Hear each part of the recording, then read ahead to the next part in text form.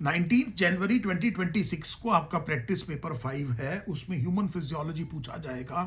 Body fluids and circulation से कुछ concepts discuss करते हैं। ऐसे नोड आपका नेचुरल पेस मेकर है हार्ट का। जितना भी नोडल टिश्यू है उसका हर पार्ट इंपल्स जनरेट कर सकता है।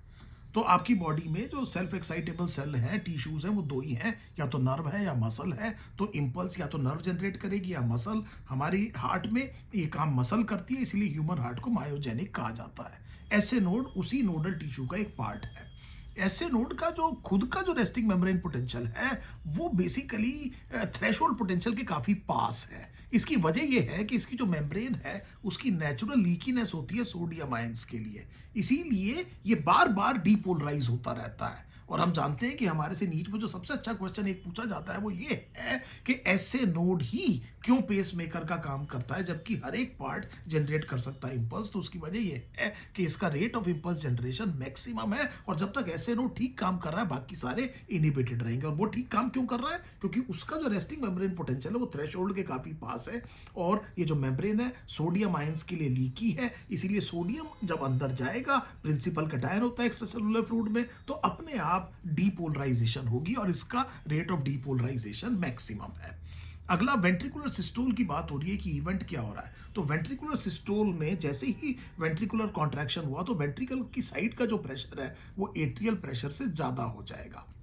तो जिस टाइम वेंट्रिकुलर सिस्टोल हो रहा है एट्रिया में डायस्टोल होगा, वेंट्रिकुलर प्रेशर ज्यादा हो गया एट्रिया से, इस वजह से एवी वॉल्व बंद हो जाएंगे, और एवी वॉल्व बंद होते हुए this snap closed. So opening of the valve should not produce a sound normal physiology में, और जो साउंड प्रोड्यूस होती है वो वॉल्व के क्लोजर से होती है। और simultaneous closure of the AV valve, the tricuspid and the mitral valve, it produces the first heart sound. और उसके बाद में सोचिए ये कि एवी वॉल्व यहाँ पर बंद हो गए और वेंट्रिकल कॉन्ट्रैक्ट कर रहा है, उसके अंदर का प्रेशर बढ़ता जाएगा। तो ये वॉल्व बैक ओपन ना करें, इसलिए वेंट्रिकल के अंदर कुछ कॉर्डे टेंडेने और पेपिलरी मसल होती है जो वेंट्रिकल की वॉल में इंसर्ट होती है, वो कॉन्ट्रैक्ट करके वो इस तरह से इस प्रेशर को सस्टेन करने में मदद करती है ताकि ये वॉल्व बैक ओपन ना हो पाए। ये कॉर्डे टेंडेने और पेपिलरी मसल्स का फंक्शन है।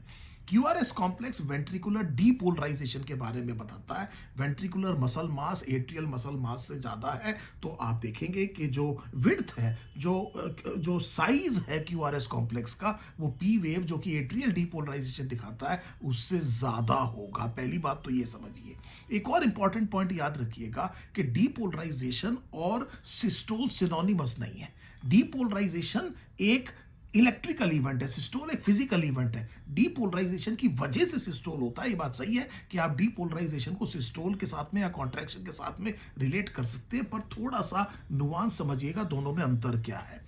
हिपैटिक पोर्टल सिस्टम, तो पोर्टल सिस्टम में एक पोर्टल वेन है। पोर्टल वेन दो कैपिलरी नेटवर्क्स को कनेक्ट करती है, begins in capillaries, ends in capillaries, connects to capillary networks directly, connects to organs directly, neither of which is heart. तो hepatic portal कहां से शुरू हुआ? एक कैपिलरी नेटवर्क है इंटेस्टाइन की वॉल में, वहां से शुरू हुआ। सबसे पहले न्यूट्रिएंट मेटाबॉलिक सेंटर पे लेके जा रही है लिवर में, वहां एक क्या है capillary network. So begins in capillaries, ends in capillaries, connects to organs directly, neither of which is heart. This is a portal system. हमारी बॉडी में दो हैं, एक हेपेटिक पोर्टल जो मैंने अभी आपको बताया, एक हाइपोथैलेमिक हाइपोफिजियल पोर्टल सिस्टम है हाइपोथैलेमस और एंटीरियर पिट्यूटरी के बीच में।